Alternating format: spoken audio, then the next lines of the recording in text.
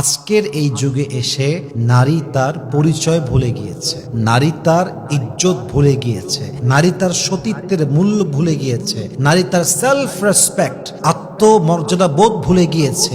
এই সমাজের চরিত্রহীন মানুষের সঙ্গে মিশে নারী তার নিজের চরিত্রটাও ভুলে গিয়েছে, ঠিক কিনা বলেন? To be honest with you, I'm feeling so shy. আমি বলতে লজ্জা পাচ্ছি, বাট আমাকে বলতে হবে দিস ইজ মাই রেসপন্সিবিলিটি। এটা আমার দায়িত্বের ভেতরে পড়ে। সো আমাদের জানা উচিত how can a women stand out from the crowd. একজন নারী এই ভিড় থেকে বের হয়ে কেমনে দাঁড়াবে? How can a women raise her status above everyone else. সে তার সম্মান, তার চরিত্রকে আরো উঁচুতে কেমনে নিয়ে যাবে জানার দরকার আছে না নাই? আজকে আমরা নারীদের জন্য এমন 7টি ডিফারেন্ট ইউনিক আমল নিয়ে কথা বলতে চাই। এই 7টা আমল যদি কোনো নারী এই যুগে এসে, এই মডার্ন যুগে এসে করতে পারে, তাকে শ্রেষ্ঠ নারী হিসেবে কবুল করে নিবে একজন। বলেন সবাই, তিনি কে? ফার্স্ট অফ অল, প্রথম আমল, hold on to modesty, that means হায়া। এই যুগে নারীদের দেহ প্রদর্শন করা it's just like a normal thing. এটা খুব সাধারণ জিনিস হয়ে গিয়েছে। আজকালকার যুগে দেহ প্রদর্শন করে হাঁটা চলা, ভিডিও আপলোড দেওয়া, that's a very common thing in our society. খুব স্বাভাবিক হয়ে গিয়েছে।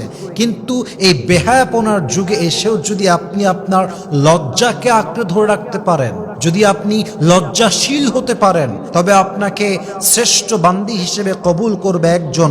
বলেন সবাই, তিনি কে?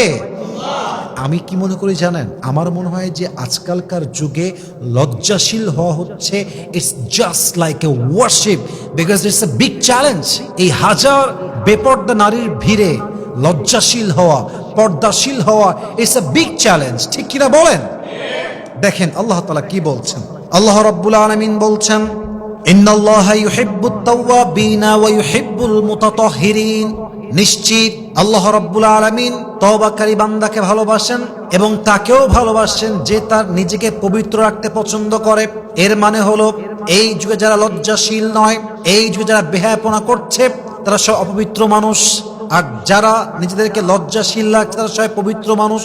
অতএব যারা পবিত্র মানুষ তাদেরকে ভালোবাসবে একজন। বলেন সবাই, তিনি কে?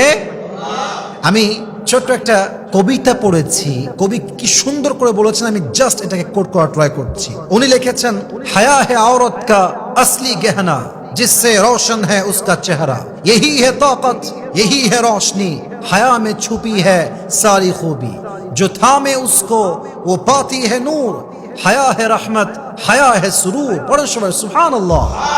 আরে কি সুন্দর কথা! উনি লিখেছেন একজন নারীর মূল সৌন্দর্য তার চেহারা নয়, একজন নারীর মূল সৌন্দর্য তার পোশাক নয়, তার ড্রেস নয়, তার ওয়েলথ নয়, তার চুল নয়। একজন নারীর আসল সৌন্দর্য তার লজ্জার মাঝেই লুকিয়ে আছে, ঠিক কিনা বলেন? অতএব আপনার মডেস্টি, আপনার হায়া, আপনার লজ্জা হচ্ছে আপনার জীবনের সবচেয়ে দামি সম্পদ। আল্লাহ প্রত্যেকটা মা বোনকে লজ্জাশীল হওয়ার তৌফিক দান করুক। পড়েন সবাই আমিন। 2 number, daily connection with the Quran. প্রত্যেক দিন কোরআন তেলাওয়াত করবেন। প্রত্যেক দিন 4 পৃষ্ঠা হোক, 5 পৃষ্ঠা হোক, 6 পৃষ্ঠা হোক, 10 পৃষ্ঠা হোক, যতটুকু হোক, ডেইলি কানেকশন উইথ দ্য কোরআন।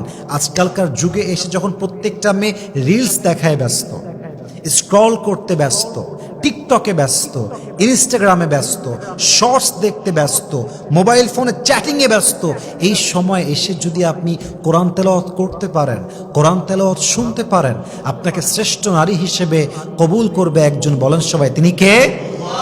অনেক মেয়ে বলবে, হুজুর আমি কেমনে কোরআন তেলাওয়াত করবো, আমার তো পিরিয়ড হয়ে গিয়েছে, আমার তো একটা সমস্যা চলছে। ইসলাম এত সহজ, এত সহজ। আল্লাহর হাবিব বলেছেন, যদি কোনো মেয়ের পিরিয়ড হয়ে যায়, সে যদি অপবিত্র হয়ে যায়, সে কোরআন তেলাওয়াত করতে যদিও না পারে, তবে যদি সে অবস্থায় সে কোরআন তেলাওয়াত শুনে, কোরআন পড়লে যে সওয়াব হতো, আল্লাহ সে আমল সওয়াব তার আমল নামায় দান করে। পড়েন সবাই সুবহানাল্লাহ। পড়লেও সওয়াব হতো, শুনলেও সওয়াব হবে। ইভেন কোরআন এমন একটা কিতাব, যে কিতাবটা পড়লেও সওয়াব, শুনলেও সওয়াব। পড়বেনও না, জাস্ট চোখ দিয়ে দেখবেন, এক নজর এক ঝলক দেখবেন, পড়ছেন না, শুনছেন না, জাস্ট দেখছেন। এই দেখার জন্য আপনার আমলনামায় সওয়াব লেখা হবে। সুবহানাল্লাহ। এবার একটা প্রশ্ন সবাইকে করতে চাই, উত্তর দেবেন সবাই মিলে। আমার মা, আপনার মা, আপনাদের সবার মা জান্নাতি হোক, এটা আমরা সবাই চাই কি চাই না? আপনার বোন জান্নাতি হোক, আপনি চান কি চান না? আপনার ওয়াইফ জান্নাতি হোক, আপনি চান কি চান না? আল্লাহ রাব্বুল আলামিন বলছেন, কিতাবুন আনজালনাহু ইলাইকা লিতুখরিজান নাসা মিনাল যুলুমাতি ইলান নূর। ও নবী, কোরআনটা নাজিল করেছে, একটা উদ্দেশ্য আছে, একটা পারপাস আছে। উদ্দেশ্যটা হলো এই কোরআন দিয়ে আপনি জাহান্নামী মানুষগুলোকে জান্নাতি বানাবেন, অন্ধকারচ্ছন্ন মানুষগুলোকে আলোর পথ দেখাবেন। এর অর্থ এই দাঁড়ালো, যেই বান্দা কোরআন পড়বে, কোরআন শুনবে, কোরআন বুঝবে এবং আমল করবে, তাকে জাহান্নামীর কাতার থেকে বের করে জান্নাতের কাতারে শামিল করবে একজন। বলেন সবাই, তিনি কে?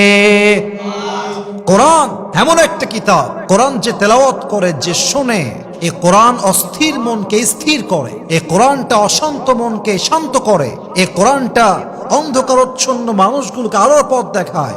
এই কোরআন এমন একটা কিতাব, যে কিতাবটা একজন জাহান্নামের অধপতিত একজন নিকৃষ্ট কীটকেও জান্নাতি মানুষ বানিয়ে দেয়। ঠিক কিনা বলেন?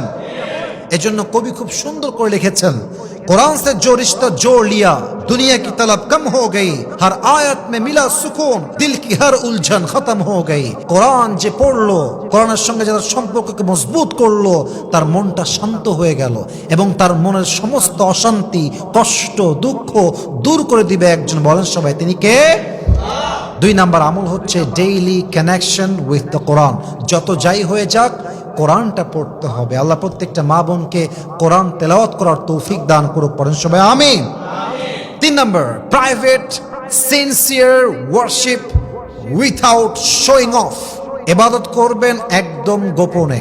আজকালকার যুগে মানুষ তাহাজ্জুদ পড়লেও ডে দেয়, জায়নামাজের ছবি তুলে ডে দিয়ে বোঝায় যে আমি আজকে তাহাজ্জুদ পড়েছি। আজকালকার মেয়েরা কোরআন তেলাওয়াত করলেও ডে দেয়। আজকালকার মেয়েরা হিজাব পরেও টিকটক করে, আছে না নাই?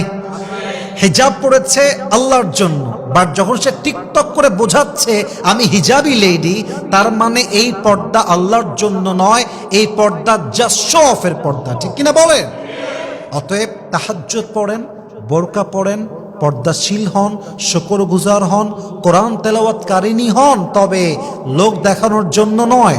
প্রত্যেকটা আমল, প্রত্যেকটা ইবাদত হবে এক সত্তার জন্য। বলেন সবাই, তিনি কে? কবি খুব সুন্দর করে লিখেছেন একটা কথা। উনি লিখেছেন, जो इबादत छुपके की वो रब को बहुत पसंद आई, दुनिया ने ना देखा मगर आरश से कबूलियत आई। আপনি ইবাদত করছেন, হয়তোবা পৃথিবীর কেউ দেখে নাই, আল্লাহ দেখেছে। অতএব মাথায় রাখতে হবে, দুনিয়ার কেউ এটার জাযা আপনাকে দিতে পারবে না, এটার প্রতিদান কিয়ামতের দিন দিবে একজন। তিনি কে? প্রত্যেকটা মা বোনকে with due respect, I am being very humble, বিনয়ের সঙ্গে বলছি, ইবাদত করতে গিয়ে শো অফ করবেন না। ইবাদত যত গোপনে তত শ্রেষ্ঠ হয়। আল্লাহ প্রত্যেকটা মা বোনকে গোপনভাবে ইবাদত করার তৌফিক দান করুক। পড়েন সবাই আমিন। 4 number, dignified dress and walk. ভদ্র পোশাক পরা, শালীন পোশাক পরা, এবং যখন রাস্তা দিয়ে হাঁটবে বিনয়ের সঙ্গে চলা, মাথা নিচু করে চলা। কোরআন কি বলছে খেয়াল করেন। আল্লাহ রাব্বুল আলামিন বলছেন, ওয়াকুল লিল মুমিনাত ইয়াগদুদনা মিন আবসারিহিন্না ওয়া ইয়াহফাযনা ফুরুজাহুন। হে নবী, আপনি বলুন নারীদের জন্য, মুমিনা নারীদের জন্য, তারা যেন চোখকে নামিয়ে চলে, দৃষ্টি অবনত করে চলে এবং লজ্জাস্থানকে হেফাজত করে। এই আদেশটা দিয়েছে একজন। বলেন সবাই, তিনি কে? একজন নারী যখন রাস্তা দিয়ে হাঁটবে, তার পোশাক হবে শালীন, পুরোটা বোরকা দিয়ে ঢাকা থাকবে, এবং সবচেয়ে উত্তম পর্দা হচ্ছে চোখটাও ঢাকা থাকবে। সুবহানাল্লাহ পড়বেন না আপনার সবাই? এবং রাস্তায় যখন সে হাঁটবে, তার পোশাক এতটা শালীন হবে, এতটা সুন্দর হবে, এতটা ভদ্র হবে যে একজন যুবক তাকে দেখলে সম্মানে মাথা নত হয়ে যাবে। কিন্তু আজকের যুগে the system is totally different. আজকালকার যুগে মেয়েরা রাস্তা দিয়ে এমন পোশাক পরে হাঁটে, একজন যুবকের চোখ শুধু নষ্ট হয়। It's not like that. একজন মেয়ের পোশাক আজকাল এত বাজে হয়ে গিয়েছে যে একজন মেয়ের পোশাকের ধরন দেখলে একজন যুবক নয়, একজন মুরব্বীর চোখ পর্যন্ত নষ্ট হয়ে যায়। ঠিক কিনা বলেন? ঢাকার গুলশানে, বসুন্ধরা, বারিধারা, ধানমন্ডি, উত্তরা কিছু কিছু মেয়ে এত বাজে বাজে পোশাক পরে এবং এতটা জঘন্য পোশাক পরে, বিশেষ করে আপনি যখন যমুনা ফিউচার পার্কে যাবেন, বসুন্ধরায় যাবেন, গুলশানে যাবেন, বিভিন্ন কাজে আপনি যেতে পারেন, আপনি দেখবেন যে বেশিরভাগ মেয়ে they are from Muslim family. That's a shocking thing. I feel so confused যে কেমনে পসিবল এটা, একজন মুসলিম ঘরের মেয়ে কেমনে পোশাক পরেছে। আপনি বলবেন হুজুর আপনি দেখলেন কেন? আমি দেখবো কেন ভাই, আমার তো চোখ চলে যাবে ওইদিকে।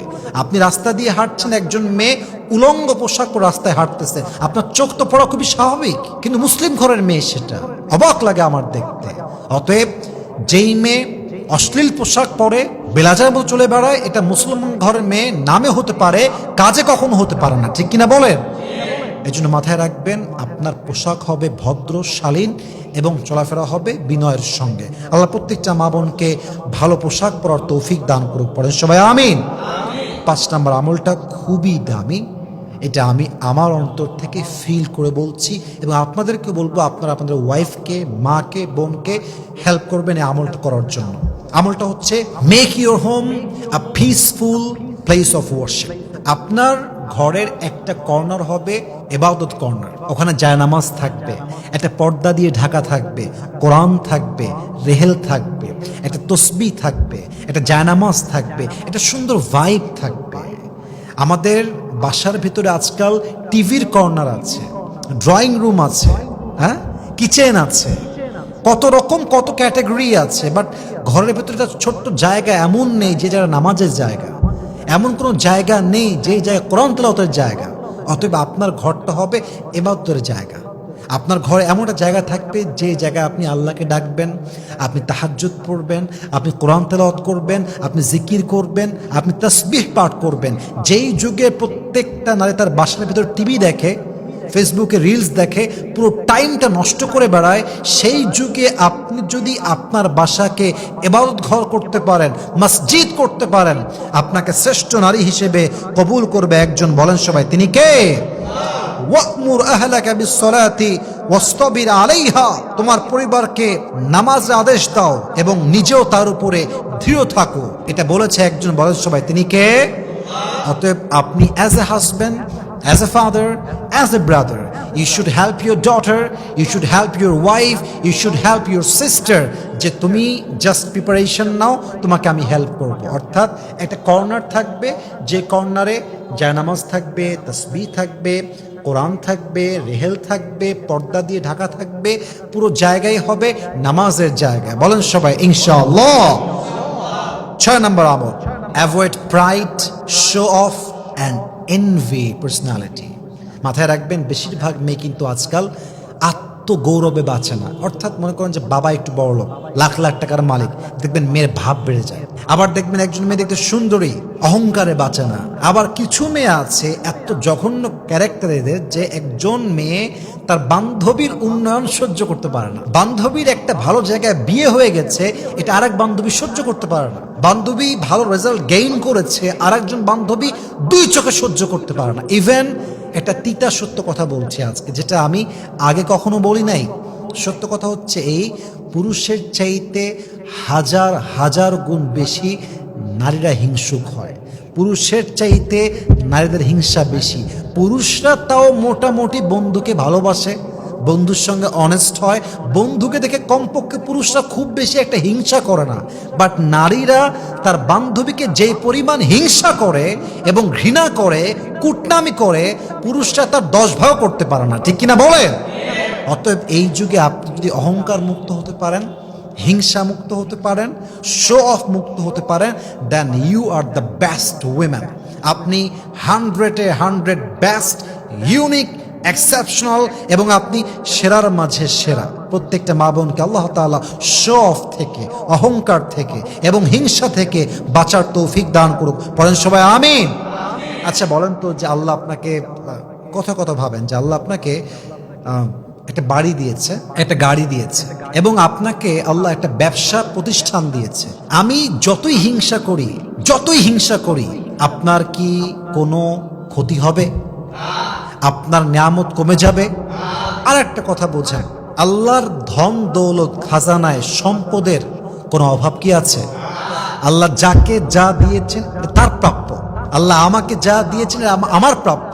আচ্ছা আপনি সমুদ্রে গেছেন মাছ ধরতে, সমুদ্রে গেছেন, আপনার পাশে আরেকজন লোক মাছ ধরতেছে, আপনার তো মন খারাপ হওয়া উচিত নয়, কারণ সমুদ্রে এত পরিমাণ মাছ আছে যে ওইরকম লোক একটা কেন কয়েক লক্ষ লোক আসলেও সমুদ্রের মাছ ধরে ফুরাইতে পারবে না, ঠিক কিনা বলেন?